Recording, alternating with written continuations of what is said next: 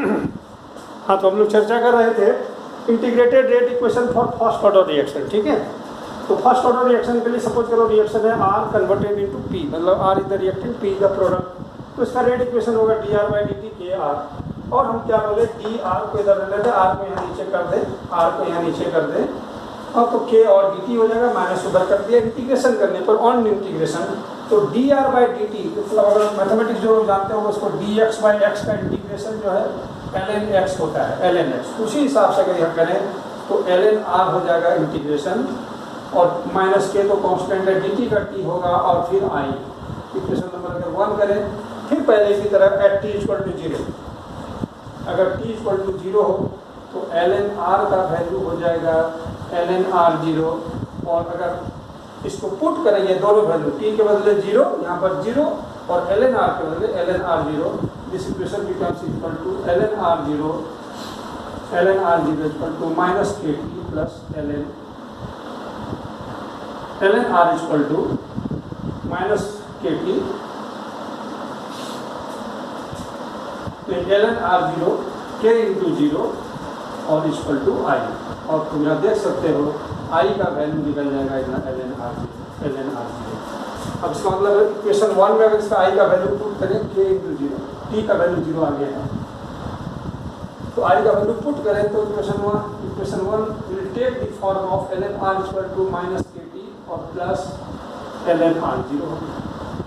अगर इसको गौर करोगे तो ये भी y equal to mx plus c का फॉर्म है, गौर करोगे तो ये भी y equal to mx plus c का फॉर्म। इसका मतलब फिर इस बार ग्राफ खींचना अगर चाहें तो ग्राफ एक बार हम दोबारा खींच सकते हैं, एक बार फिर से, और इसका ग्राफ खींचना पड़ेगा।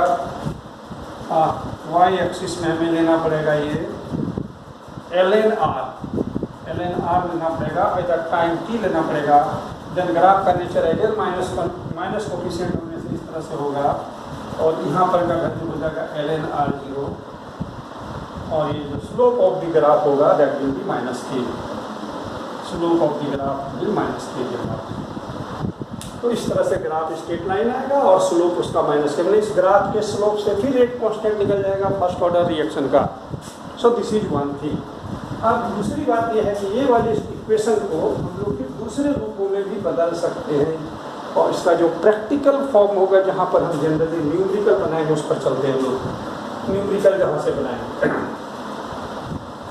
तो दिस इक्वेशन में भी रिटर्न एज, इस इक्वेशन में हम लोग कैसे लिख सकते हैं, इस इक्वेशन को लिख सकते हैं kt अगर हम इधर ले आए लेफ्ट साइड में, उधर हो जाएगा ln r0 minus ln r।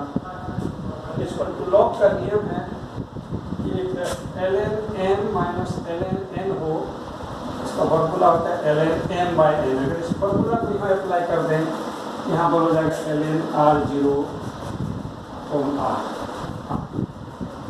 और फिर ln को अगर log बनाया जाए, LOG वाला log, तो 2.303 log होता है r0/r, और यदि k का वैल्यू निकालें, इम्प्लाई जब k का वैल्यू निकालें तो 2.303/t log r0/r।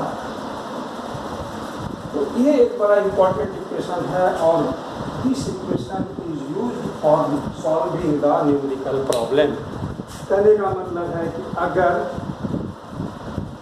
अगर रेट कांस्टेंट नॉन है, टाइम नॉन है, इनिशियल कंसंट्रेशन तो सबको पता होता है। अगर हम लोग प्रैक्टिकल खुद से स्टार्ट किए हैं तो शुरू में कितना रिएक्टेंट का कंसंट्रेशन दिया हो दैट इज नॉन, तो किसी भी समय तुम टाइम बता दो तो 15 मिनट के कंसंट्रेशन आर का वैल्यू दिस मच कैलकुलेशन से निकल जाएगा, क्योंकि सभी नॉन है तो यही अननोन है।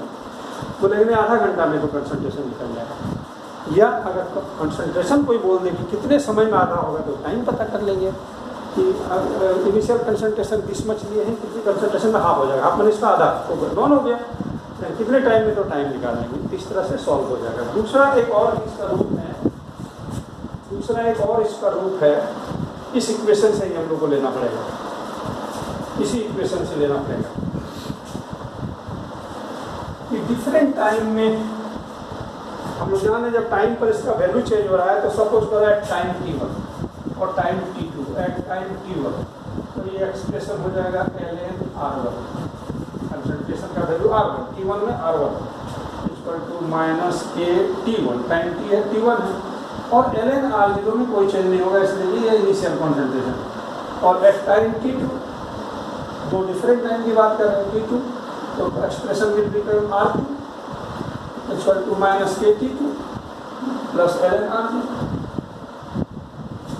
अब इस इक्वेशन को अगर हम A कह दें, इसको B कह दें और B माइनस A कर दें, B में A माइनस कर दें, equation B minus equation A कर दें, और you can see that ln या A माइनस B कर दो, नो प्रॉब्लम, ऐसी कोई बात नहीं, A माइनस B कर दो, तो ln R1 minus ln R2 ये कैंसिल हो जाएगा इक्वल टू माइनस के T1 माइनस माइनस प्लस हो जाएगा ये, या दो बार माइनस कर दो, माइनस माइनस के T2 कर दो,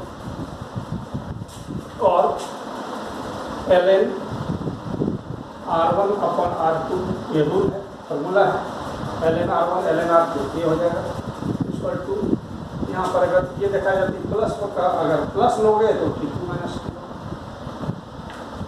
अब फिर देखो दो डिफरेंट टाइम इंटर होती है वो क्वेश्चन में कि भाई इतना टाइम में इतना कंसंट्रेशन, इतना टाइम में इतना कंसंट्रेशन, तो चारों बैठा देंगे तो रेट कांस्टेंट मिल जाएगा। इस तरह से हम लोग इक्वेशन सॉल्व कर सकते हैं। अब क्या है, तो क्या है कि कहता है कि इथीन का जो हाइड्रोजिनेशन होता है वो भी फर्स्ट ऑर्डर रिएक्शन, कुछ फर्स्ट ऑर्डर का एग्जाम्पल चाहिए ना। इथीन का जो हाइड्रोजिनेशन है that is a first order reaction. Ethene for example हम लोग क्लास 10 में पढ़ते थे, इथीन में हाइड्रोजन ऐड कर दो, इथेन बन जाएगा, C2H6 बन जाएगा इथेन, एडिशन ऑफ हाइड्रोजन। ये फर्स्ट ऑर्डर रिएक्शन है, उसका पहचान ये है कि रेट इक्वल टू है K C2H4, C2H4 पर पावर 1।